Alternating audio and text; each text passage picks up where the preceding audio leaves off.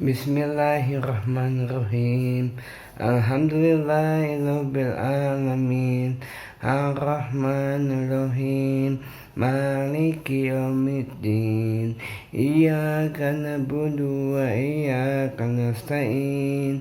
Ihdinas siratal mustaqim. Siratal ladzina an'amta 'alaihim ghairil maghdubi 'alaihim waladdallin. Amin. Sudah 24 tahun lah tidak bersama ibunya. Jadi saya yang mengurus, dibantu dengan lingkungan sekitar saya lah. Sampai saya masih bisa sampai titik darah penghabisan gitu ya.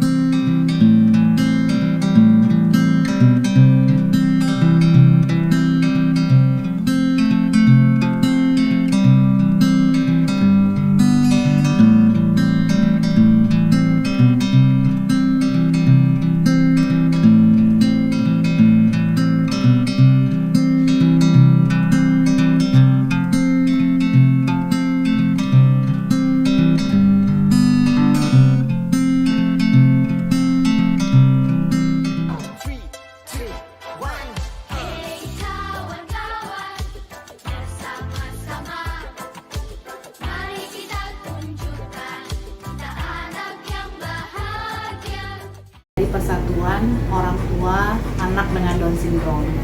Jadi adalah sebuah yayasan yang nirlaba, berdiri sejak 2003.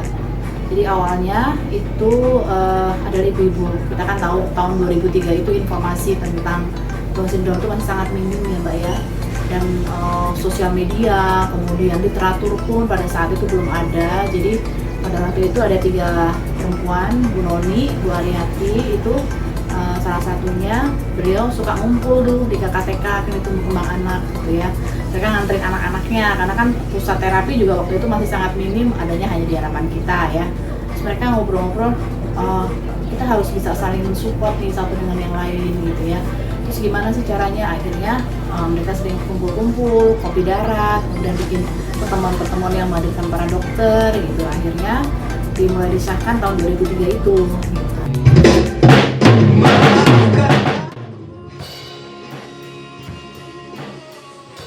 Devri Adi Pratama adalah satu dari sekian banyak anak dengan sindrom Down yang menjalani kehidupan normal seperti orang lainnya. Umurnya kini 31 tahun. Pada usianya yang ke-7, ibunya meninggal dunia.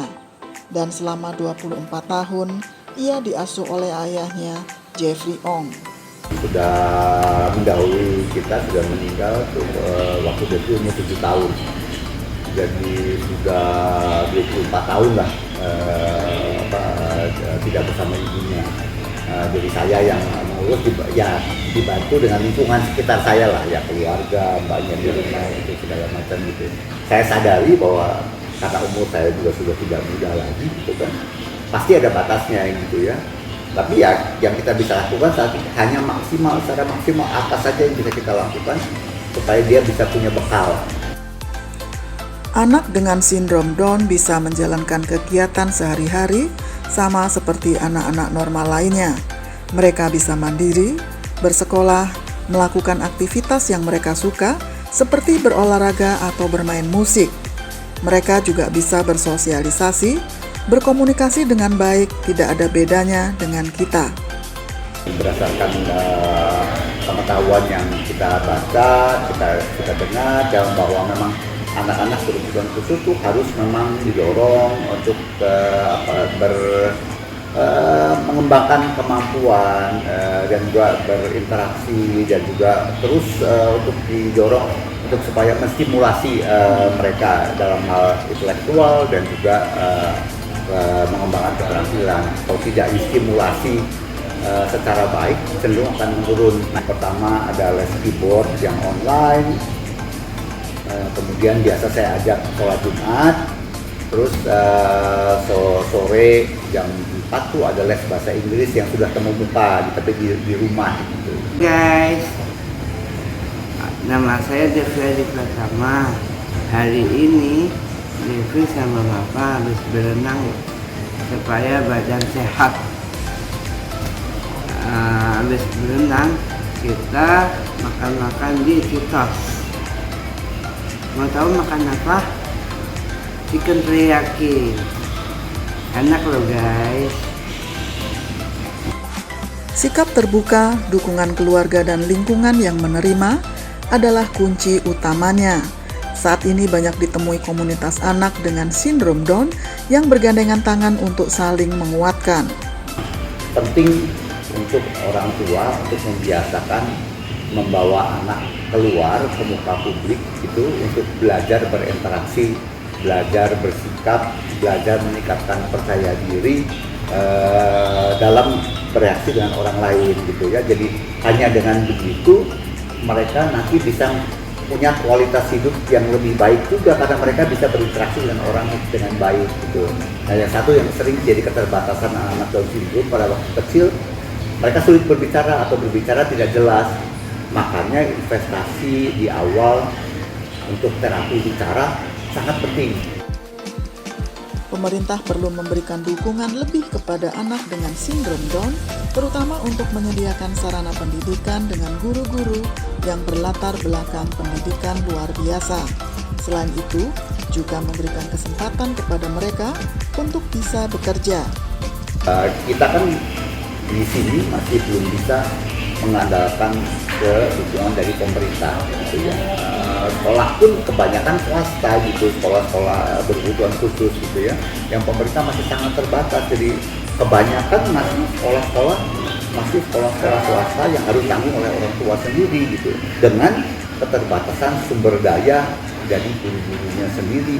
Yang guru-guru yang punya latar belakang pendidikan luar biasa tuh sangat terbatas gitu. Pastilah sebagai orang tua kita berharap satu saat nanti anak-anak kita tuh bisa punya kesempatan untuk bisa bekerja. Nah, kesempatan kerja dan membuka lapangan kerja ini juga perlu dilakukan sebagai upaya bersama gitu, orang tua, komunitas, pendukung semua gitu ya.